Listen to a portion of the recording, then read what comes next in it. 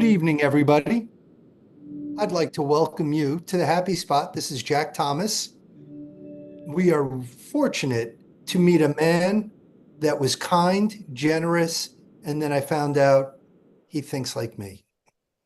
On Sunday, celebrating Father's Day, just walking into the local coffee shop in Montclair at Sunoca, and there are 8 men sitting there in a private circle, and I'm with Clementina, who's doing the interview today, and we walk around them and they approach us and said, "It's Father's Day. We would like to treat you to coffee." And that's the old school energy that I grew up with. And I was so grateful that I walked over to get coffee. And then the owner goes, "Her too." And I'm sitting there going, wow, who are these men? And I walked over into the circle of men. They greeted me with warmth, charm, and we're sitting here with Rai-mon Nemar Barnes. He is of um, marketing consciously. And it just played into my personal arena as I explored his website and I teased with him about the people in the marketing world. And I believe he has turned me the other way. The goal is to learn more today.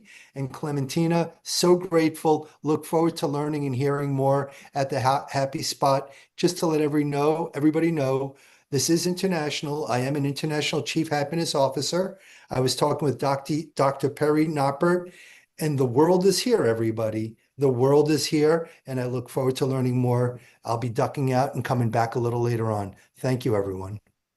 Thanks, Jack. So how do we do better? This is kind of the grounding question of this show. And for some people, a question like that is a passing curiosity, and for others, they're lifelong companions. Today's guest, Rai-mon Nemar Barnes, has built an entire career, company, and community around answering the question, how do we do better?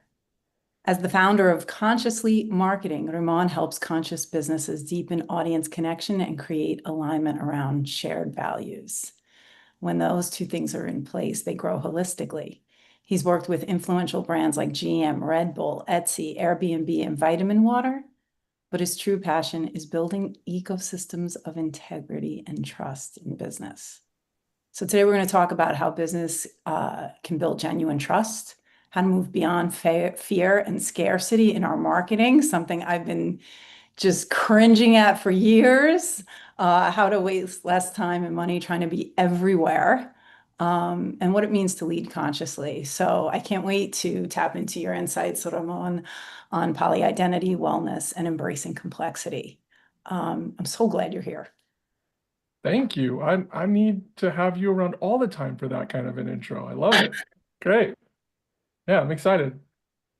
Great. So it's funny because as I was preparing for this show and I was thinking about what the first question I wanted to ask you was, I don't know why, and I know I did have the pleasure of meeting you in person, so maybe it was some kind of energy that I picked up on, but I had a feeling and I kind of hoped that there would be a grandma involved in one of these stories. And just before the show, so I don't know if it's going to be here, but I had a hunch. I had a hunch, and just before the show, we were chatting, and I think we almost went there. So my first question to you, Rai-mon, is you have this beautiful through line in your life. Of how can we do better? And I'm curious where it came from when you first realized it was this sort of North Star in your life and where it came from.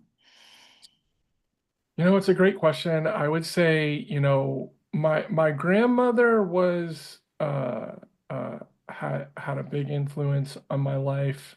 But I would say that question and that through line is really my dad via my grandfather via my great grandfather. And that's because my great grandfather, going back down, was a preacher. My grandfather was an entrepreneur and my dad was an artist. And they really kind of gave me this trifecta of, Wow, what a great combination. Let's slow that down. So it was preacher, yeah, entrepreneur, and artist. I mean, that's everything right there, right? That's like the yes, holy trinity yes, of marketing, isn't it? yes. And I will say, as a young person, it was not quite honed into an asset just yet, right? To have kind of all of those things in you and being I would say spiritual, not necessarily religious, even though we went to church and definitely always had an entrepreneurial bone. I was the kid that had a lemonade stand, and I still remember to this day my parents being like, "You can't do it on that street. That's the busy street." And I'm like, "Yeah, but that's where all the people are." Like, I'm like, I can't make money over there. I have to be over here on the busy street. And my dad, really like we were literally in the living room doing like Bob Ross paintings together. I think it's Bob Ross with the red hair and Yeah, yeah, whatnot. totally, totally. I was totally tracking you. Um, Yes, yes, yes, it so is. yeah, like, the kind of learning to balance these things is my life. But I would say that last one, that artist piece, right? You kind of can't have a creative in you at all and not be looking for the next thing and trying to do something deeper and trying to do something different and then move on to that. And then you figure it out only to go, I don't know anything. I have to do more and I have to do better. So The yeah. existential angst. Yeah. Yeah. I mean, it's really interesting because the artist, yeah, yes, that's true. I totally agree that when you realize, you're creating a life, really, you're creating a life when you're creating a business like ours, you're creating a life, you're creating a lifestyle, and you're also helping you're giving other people permission to do the same. And Mhm. that's a big responsibility, right? And so then there's also, you have too much artist and not enough, entrepreneur. That's right. I don't know, I can't shake the old roots of my Catholicism, a little fear of God never hurt.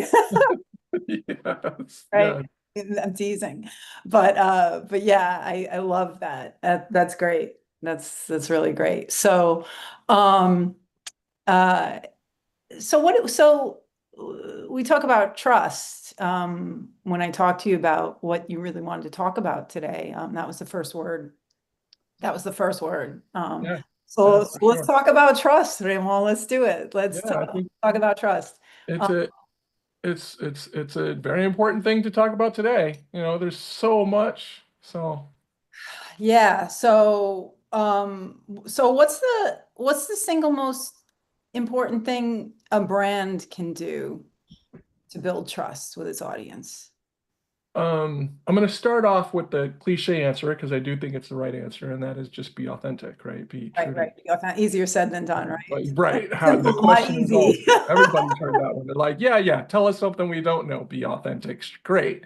But I do think, and this is what has really driven me is at some point, I figured out along with my partner, Shannon, I do have a partner in my business, Shannon. We met, it's total kismet. That's a whole other story I'll tell later. But I'd say the gist really is in today's world where um, there are a lot of voices. You didn't have to listen. There were always a lot of voices, but you didn't have to listen to them all. Right now, we talk about this often about how when you think about high school, any school, but we'll take high school, 'cause it's such a formative time. After you leave high school, generally, unless you stayed at home in the same town and kind of still know the same people, those are generally voices you didn't keep with you. There might be someone's face you remember and things you remember, but you didn't have to hear from them. You didn't know what they thought about politics. You didn't have to hear their thoughts on something that you were doing. And now, all you have to do is share something about your kid or go on one of your platforms anywhere in any way, shape, or form, and you have to keep these voices with you. They're with you all the time. And now that's also the case with companies talking with you. And it's the same case with so many different voices. And the question becomes, in that world, why is what you have to say important at all? Why is someone stopping to listen to you? Mm. And so this thing around trust, I know I'm talking about communication and I'm talking about these things, but when it comes to trust, that's really what trust comes from is communication. Whether you're communicating through your 100%. action, whether you're communicating with the things that you say, the question is, what do you have to say? And why should anybody care? And so that being the case, what we've come to is if you can figure out what your values are in the first place, do you have values? And when we say that, what we mean are the things you stand on. Maybe someone met you years and years and years ago, and you say, I believe in blank. And they go, yep, That's the person I knew maybe in high school, maybe in college, maybe you work with them and they go, yep, he never told me that in those words, but yeah, that's definitely something that person is about. Your values, if you can figure those out, and because that's only half of it, then you can figure out the value that you bring to Mm, whomever. You don't even have to figure out who you bring it to, but you do need to figure out the value that you bring. And if you can make them one thing, that's the hard part. That's where the magic happens. mm, Because there are lots of companies, there are lots and lots of companies that bring great value to the world. And the ones that are resonant are the ones that do both in such a way. So, and I'll give an example. I'll give a yay. broad example so that people can get a clear through line of what this looks like. Because just because you can't be authentic or just because you can't do both does not mean you can't be successful. It's just a certain kind of successful. It's not necessarily the successful you might be looking for. So the one I love to use is Amazon. And that's because Amazon, people, if you were to ask most people, do you trust Amazon? They'd say, get out. I don't trust Amazon as far as I can throw them. Those guys do wrong by people all the time. You always hearing about how their workers are unhappy or this or that. And if you just flip that over and ask, well, let's just say you needed a house delivered. I don't think that's a thing. I think you can take a house somewhere, but let's just say you needed a house delivered or any other thing at all. Who would you trust more to get it where it needs to get on time? Absolutely no one. Not UPS, not the Federal Service, not the brown bag, nobody. You trust nobody to deliver a thing on time or even before you need it more than them, right? So it's about the ways in which we trust as well. What's the context of the trust that you're looking for? And so to bring that back around, we'll take Apple. They're the good example or a good example. I could also take someone like Ben and Jerry's, though. When we talk about Apple or we talk about Ben and Jerry's, now we're talking about resonant trust. I would kind of trust Ben and Jerry's with a daycare. Those guys, they have values, like, and they stand by them. And I would trust that Right. they would probably take pretty good care of a kid. They might And give not them be ice cream. perfect. Right. And I can trust that Apple is at the very least going to put very easy to use things in front of people and not take advantage. So that's the real difference is being resonant versus being of utility. If you want to be resonant and stick with people, you got to figure out both your values and your value, not just one. Awesome. I love that. We're going to go to break in a minute, but when we come back, we're going to talk about why this, we're going to start talk a little bit more about, how do we get to this resonance that equals trust, essentially, if I'm understanding you right. You got it. And how do we give it to people who are watching? And why isn't that just nice to have or something to aspire to, but really essential? Love that. Love All that. right. All right. So we'll be back in a minute. Thank you. And going to break. Are you a conscious co-creator? Are you on a quest to raise your vibration and your consciousness? I'm Sam Leibowitz, your conscious consultant, and on my show, The Conscious Consultant Hour Awakening Humanity, we will touch upon all these topics and more. Listen live at our new time on Thursdays at 12 noon Eastern Time. That's The Conscious Consultant Hour Awakening Humanity, Thursdays 12 noon on talkradio.nyc. Are you a high-achieving, growth-oriented leader? Are you interested in developing your authentic leadership while creating a healthy, inclusive workplace? Hi, I'm Dr. Mira Brancu, host of The Hard Skills on talkradio.nyc at 5 p.m. Eastern on Tuesdays, where we discuss how leaders develop the hard skills needed to make a greater impact. We interview experts, have live coaching, and tackle these challenges. Listen to The Hard Skills on Tuesday at 5 p.m. Eastern on talkradio.nyc. You're listening to Talk Radio NYC. Uplift, educate, empower.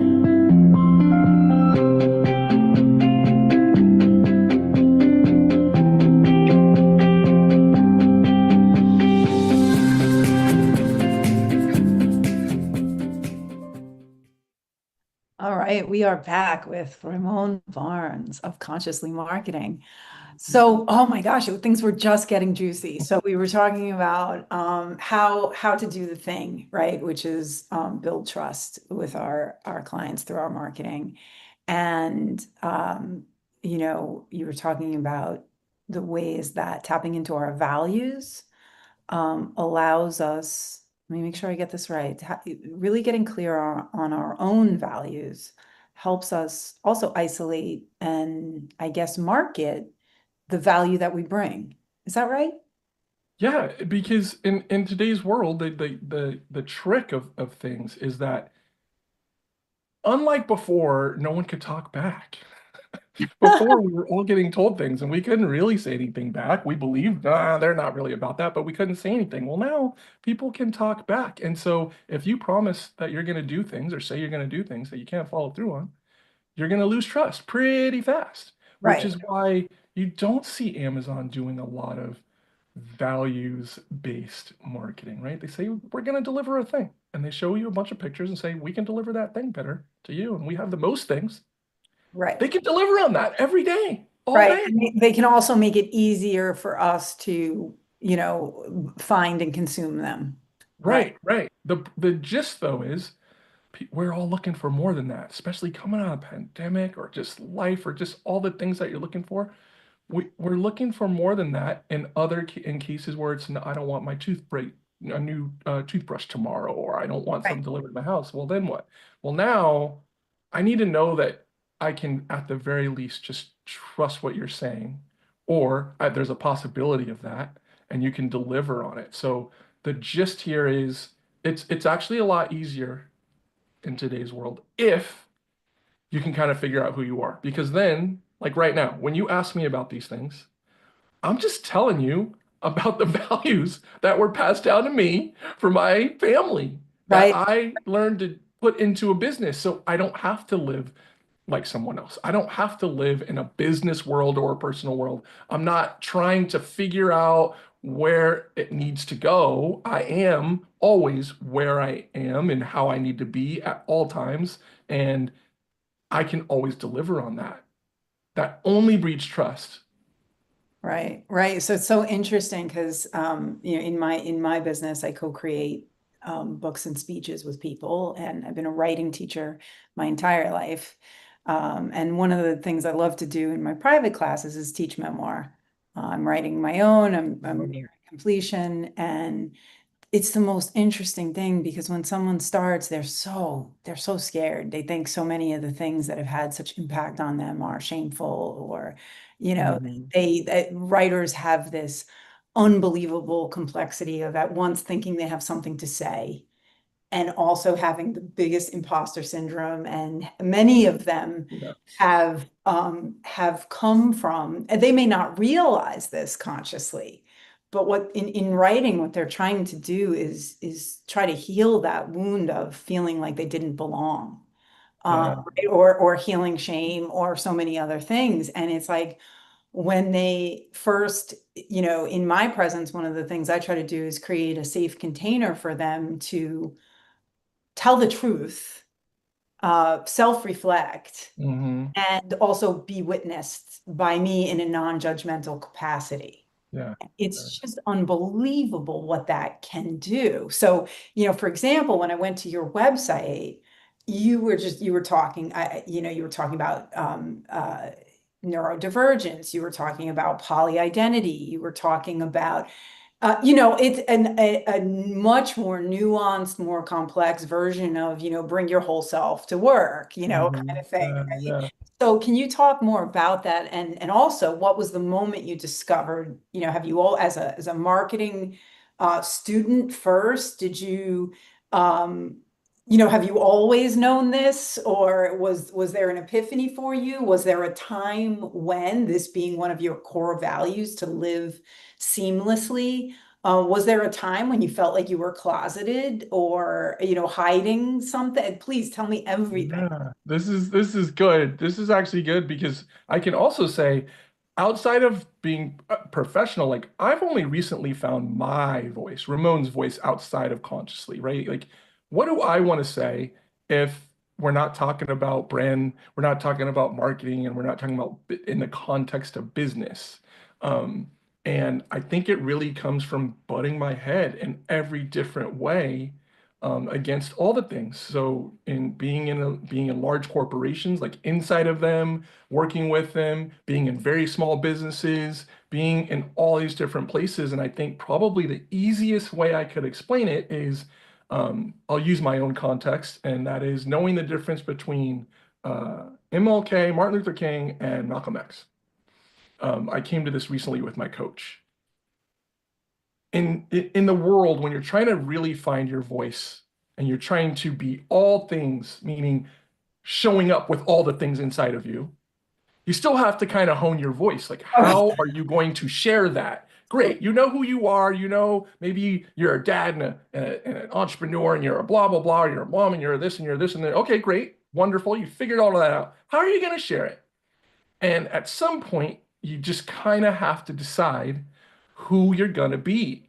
And I'll use my own experience here and say, I realized fairly early that I am not Martin Luther King. I can go out in the world and be liked, but I can't be me and always be liked. And some people can. Some people can go That's like out. snap worthy, right? Can you say that again? And so some people can go out into the world and be liked and be themselves at the same time. And I realized that I cannot. Right. And moreover, when I try to say things in a way that everybody will both like it and understand it, it doesn't feel right to me. It doesn't hit right. And I leave the entire experience going, that's no good. Mm-hmm. However, when I switch my context, shout out to my coach, Ariana Ruiz. She is amazing. Big shout to her because she helped me come to terms with this. I realized I'm Malcolm X. Not everybody's going to like me. Not everybody's going to like what I say. My message isn't for everybody. How I say it isn't for everybody. And that is okay. But here's what you're never going to say about me, that you saw me do it one way over here and another way over there. I'm always me. Right. And you have your, when you're looking to, but right, because we ultimately spend our money, where we spend our money is an expression of our values. Yes. Right. And so, we want to give money, we need a thing, like we need that thing. We're going to need that thing regardless. 100%. Right. But it's like now with so many choices of where we can fulfill that need. Yes. We want to spend our money, especially when it's going to be a substantial amount, right? With people who share aligned values. And what I'm finding and what, more and more, I think I see this in marketing, I see this in my personal life. When people are forthright about who they are and some of those things that maybe they were, when Jack said to me, I'm neurodivergent, that's when I told him my name, right? Like not yes. Right. Because I could relate to that, I could relate to discovering that late in life and feeling like, so suddenly this was, there was something that we had some common ground. Right. Yes. So, and I think in today's world, so many of us have been, coupling for whatever way in business or other ways with people who ultimately the reason it breaks or the reason they disappear or the reason whatever is because we weren't aligned and we didn't know it. Right. So we finally hire someone to do the marketing and they disappear and it's like, we weren't aligned. Right. I mean, forget, there are rascals out there. We all know it, whatever. I'm not even talking about that. I'm talking about sometimes, everybody's trying to do the thing. And, when there isn't alignment, it just happens. So, all right, I got another question for you. So where do you see businesses commonly, trust eroding without them even knowing it? That's a great question. And I will answer it in the same vein of what we're talking about. And I also want to make real and deliver on this Martin versus Malcolm thing. It's not about, right? It's all about identity and race can be a part of that and all that, but it's not about that at all. It's about business still. I'm in that context around. I can imagine someone came to Jack, they've come to you, they go to lots of people, they say, you need more leads? You want more business? You want to grow your business, don't you? Who doesn't want to grow their business? we're talking about Martin right now. I have a dream, right? Everybody wants that thing, growth. You have a business, you need revenue. Great. They come to you, they say that, or maybe you see growth on the other side of a new website. Growth is on the other side of making content. Growth is on the other side of blank, fill in whatever the blank is, right? And they talk to you about that and they say, okay, well, you need this thing. And they do or don't deliver, but what they never did, they never stopped. And this, in my opinion, is the real goal of, well, any person that you're doing business with, but especially someone who's doing marketing with you, is to figure out, what is your goal? Growth is not your goal. Right, Goal, right. that's fine. But you can grow a million different ways. Do you want to grow your audience? Do you want to grow your revenue? Do you want to grow your per transaction revenue? Do you want to grow life cycle? What do you want to grow? Let's get into that. Let's figure that out. And then after that, if we can tell you, well, you're not set up for that kind of growth. Oh, here comes the wah, wah, wah, right? We got to disappoint you in like 5 different ways before we're ever going to be able to get you to that place.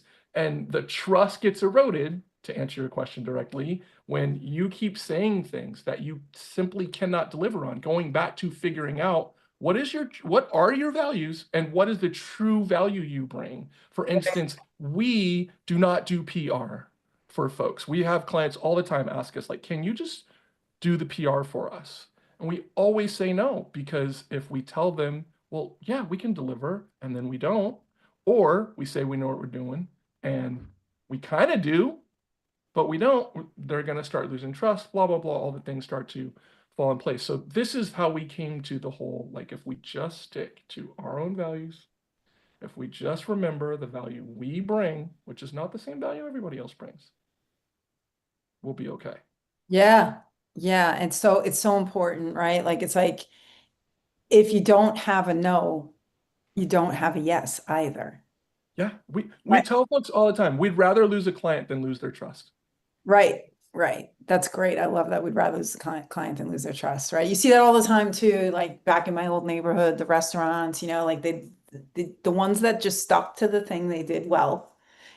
Sometimes you'd see them like expand and try to get trendy on the restaurant. The next thing you know, they were like out of business, right? Because right? It's like trying to be all things to all people. And, that is just exhausting. Waters down whatever it is that you do well. And that has been one of the blessings, I have to say, of, discovering, and we can talk more about this when we come back from an upcoming break in 1 minute. Really coming out and being like, yeah, I have ADHD, so I'm freaking genius at X, Y, and Z. But like, no, I'm not going to do, and I realize all the ways in my past career that, I came off as aloof or thinking I was above some task. It's like, oh no, I'm not above it. I can't do it. It's like, and if I can, you really don't want me to, you know what I mean? 100%, yeah. Or the energy of myself after I have done it is not good for anyone. You know what I mean? Right. So it's like, right. How do we, I think that's what you're talking about too. It's like, it's an energetic thing. It's like, if I start, right. If I start going off and, doing things that don't light me up, yes, can I do them? And is that what, talk about the trifecta, right? Is that really what I'm supposed to be doing? Is that, what the best use of my instrument is? And, and yes, there are other people out there where that is what they should be doing. Let's just find all the right people, put them in all the right places and be honest. And back to trust, right? Communicate and be forthcoming, and everybody will be all right, better than all right, right? Everybody can thrive. You can thrive in that kind of environment. Yeah, that's amazing. I love that. So, all right. So we're going to go to break. And when we come back, we're going to talk about fear and scarcity. And oh my God, I love this conversation. Yeah. All right. Take it away. Hey everybody, it's Tommy D, the nonprofit sector connector, coming at you from my attic. Each week here on talkradio.nyc, I host a program, Philanthropy in Focus. Nonprofits impact us each and every day, and it's my focus to help them amplify their message and tell their story. Listen each week at 10 a.m. Eastern Standard Time until 11 a.m. Eastern Standard Time, right here on talkradio.nyc. Hi, I'm Linda Marcanico. The A Train to Sedona is a memoir about my journey to love and compassion. It's also the name of my new broadcast on Wednesdays at 12 noon. When we are spiritual, we embrace possibilities and ideas, which strengthen our mind, body, spirit, health, and wisdom. On the A Train to Sedona broadcast, I plan to interview guests who embrace these expansive practices. Join us on Wednesdays at 12 noon on Talk Radio New York City. You're listening to Talk Radio NYC at www.talkradio.nyc. Now broadcasting 24 hours a day.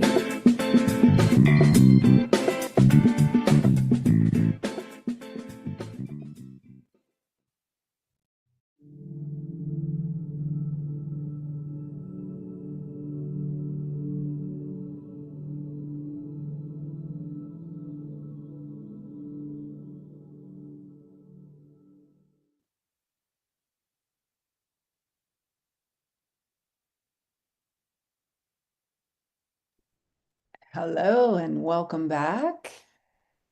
All right, so Rai-mon, this is such a great conversation. I'm having so much fun. Yeah, back at you. So let's talk about it, right? I mean, I think one of the reasons I've had so much trouble with my own marketing, I mean, it is sorry about that. Well, there's lots of reasons for it, but one of them is really I feel icky, when you're learning how, I was an academic, and so talk about having to free your voice. You write even though I was in English and writing, you write with your hands tied up behind your back. You can't, they can't see evidence of a human being in your work. That's not what it's about, right? But I got some great chops, I got some great skills, but I had to unlearn that. And then trying to learn marketing, there's a part of, I would go to courses and workshops with, the gurus of marketing. I even, oh my gosh, I even got involved with co-creating a book with a marketer. And, so I learned it, I know it. But I haven't been able to shake it, like the formula of it wanting to make me throw up more often than not, at some point. And I think as a sensitive soul, and maybe it has to do with, surviving some trauma early on, I feel gross exploiting people's fears, and insecurities, and it's just not in, it feels like it's not in my nature.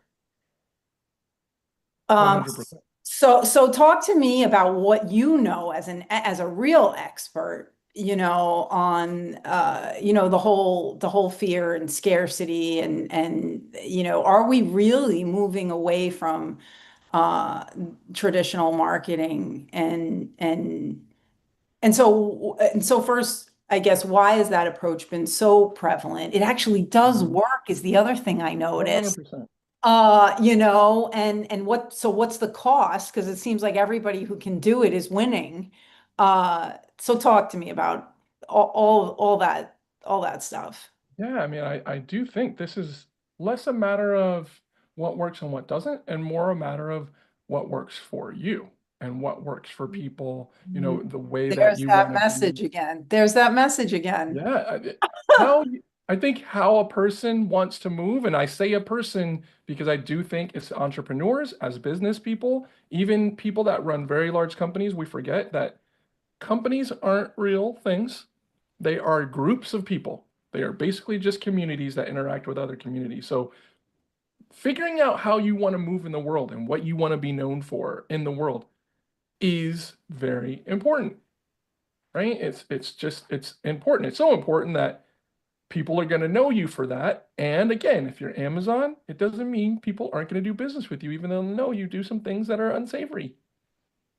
And there are other people that are not going to do business with you. So part of it is just first recognizing, at least from my standpoint, I'm not trying to judge you all day. Great. You're not going to get my dollars, but I don't have any need to do that. Because on this road of how do I figure out where does this go? On the side of what to do, which I'll hold off for a second, we'll talk about improvisation. It's the most important word I could teach you. Anyone Always about comes down to that improv. about being authentic, about how do I know what to say when the time comes. On the scarcity and fear piece, I think there's kind of only a few ways to avoid that, and also there are times to lean into it. There's a such thing as healthy fear. To be absolutely clear, we are not a cheap agency, and we are not busy, meaning we don't have infinite slots. So if I send you a pitch, you do not have a year to decide. You do not have 6 months to decide. You have about a month or two, maybe 3, before there's probably someone else who's going to take that spot. And so I am sending you an email to let you know that if I don't hear from you by this time, you will probably not have that slot. And I am not using fear. I am letting you know. Right, you get first. I'm giving you information that will probably evoke some amount of anxiety in you, because if you want to work with us, you don't want to see that slot go away. I do think there's a such thing as appropriate fear. Yeah. Right? That's yeah. fine. And I'm not using it in a nefarious way with bad intent, right?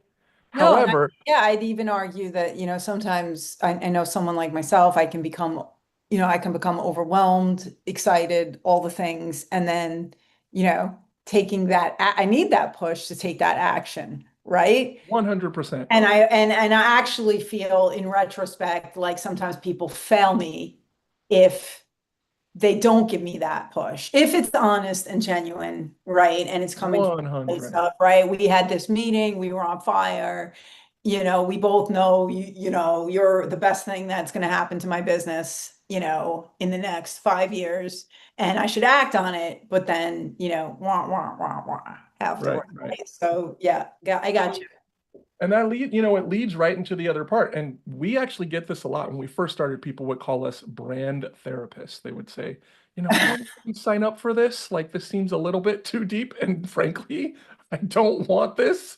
And that's another reason why we actually push people to find out, are they ready to do the work that we're going to have to do? And that goes into the improv side, right? Like, it's so important for all that. I just had a conversation with one of my business partnerships where, I get frustrated because, we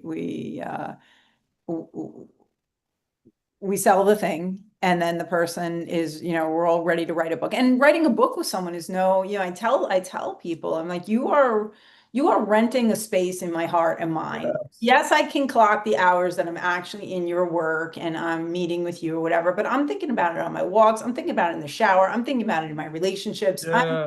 Right? Like writing a book is so you go on again, off again, or you commit to the thing. I have to have space or make space for you. So many people even pull the trigger, even buy the thing, and then they don't, show up.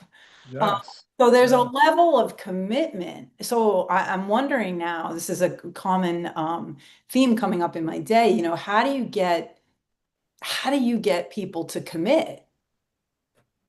We have learned to trust, right? It's connected, right? Or vice versa.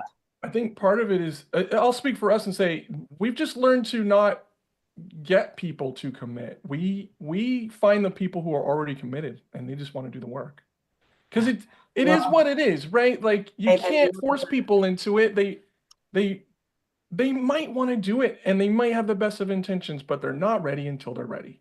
And there's nothing anybody can do. This is the thing I'm always trying to talk to our clients about, who are like, we need more sales. And we're telling them, listen, if you think that we are actually convincing people to buy your thing, you are absolutely wrong. If we could convince people to buy things, we wouldn't be selling to any of our current clients. We would call Oprah Winfrey and say, Oprah, we know how to make people do the things they don't actually want to do. And we take all of her checks and be rich right now if we could do that. Like, we wouldn't be working with everyone else, right? But that's not what we do, and that's not what most marketers do in the first place. What we do is find what LinkedIn and other folks who've done studies have found of the entire market for any particular product. There's generally 95% of that market doesn't need it right then. In any particular moment in time, they don't need your product. There's about 5% of that market that needs what you have right now.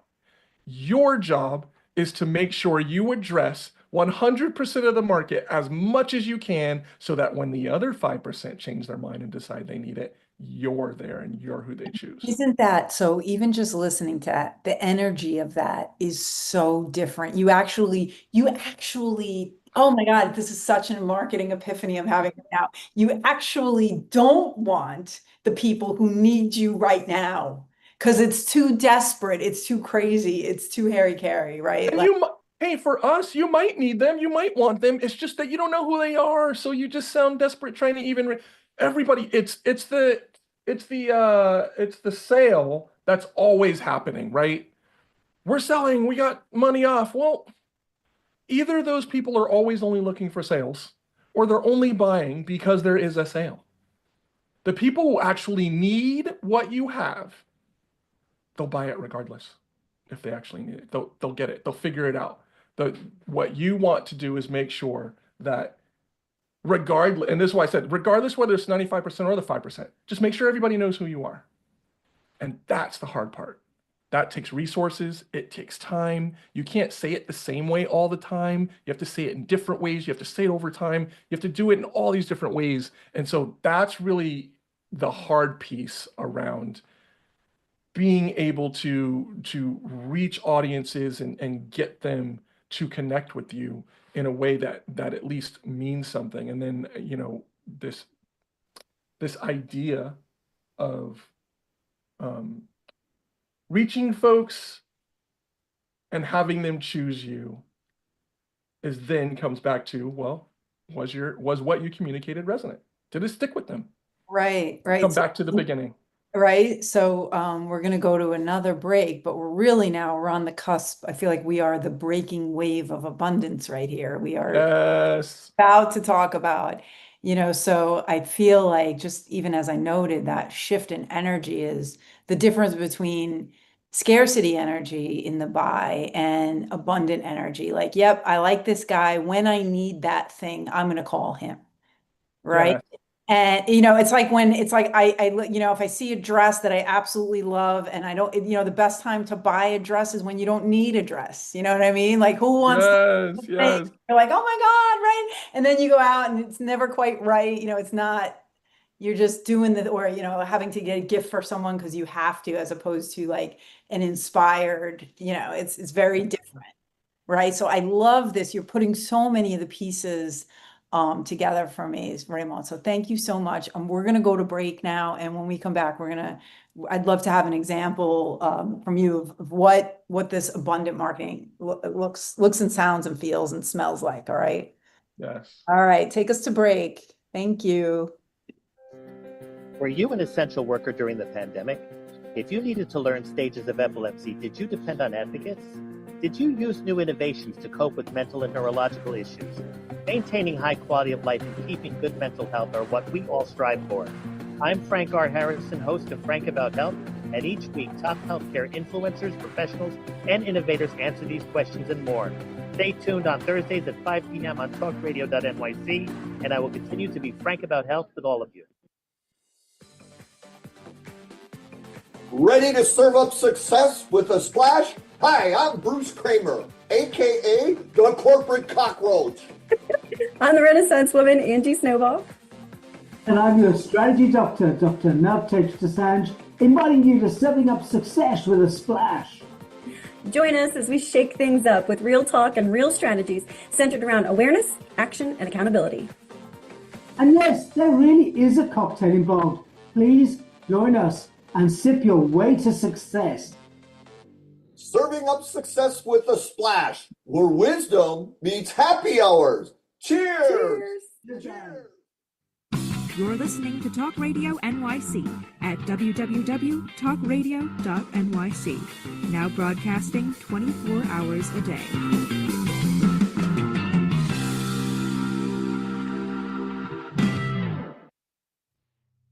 All right. Coming back online now. Oh, I may have...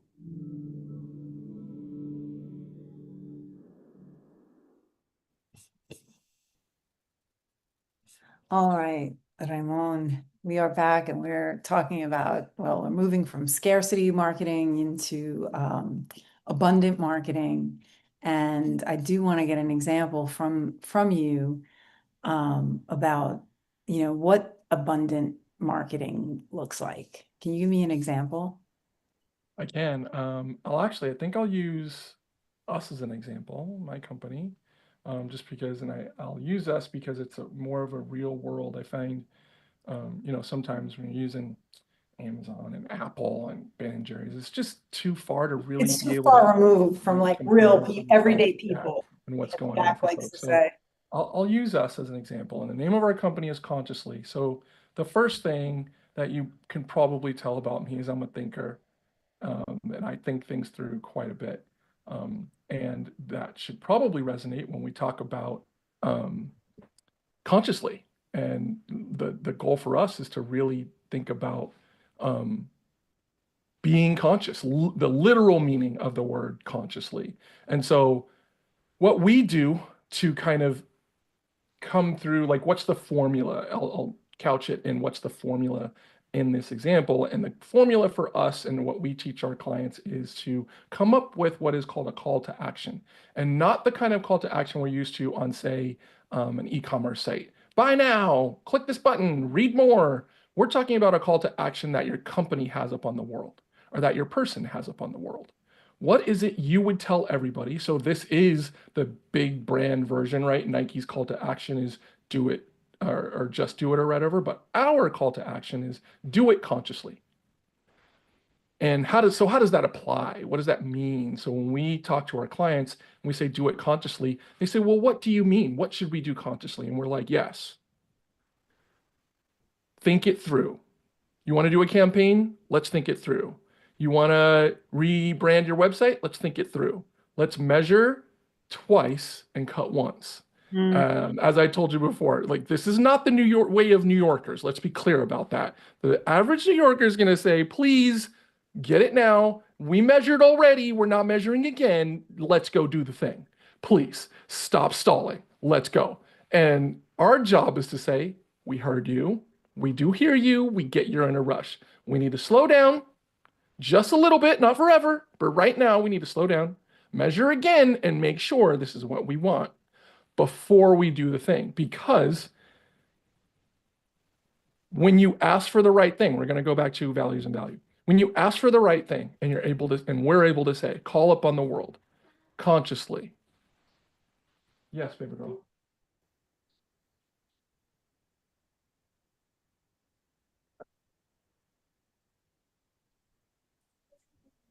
You can totally call her again. Yeah. Or can I just call Nana? She's not available. Yep. Well, she and maybe he. Yes. Yeah, call him back. Do it. And so, Fashion designing. I love fashion designing now, but I should have brought like my the fashion design book that Miss Elvis gave me to put all my fashion design. I should have brought it to Africa because I was kind of bored.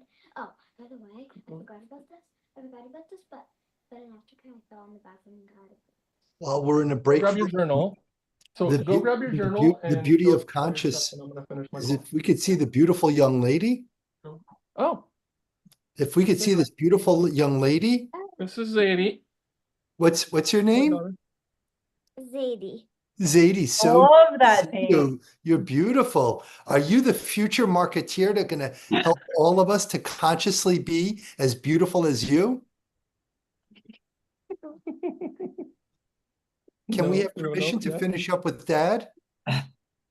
Yeah, can we finish our call? What? We're going to finish our call, yeah? Okay. All right, thank you. Thank you, Zadie. I love that name.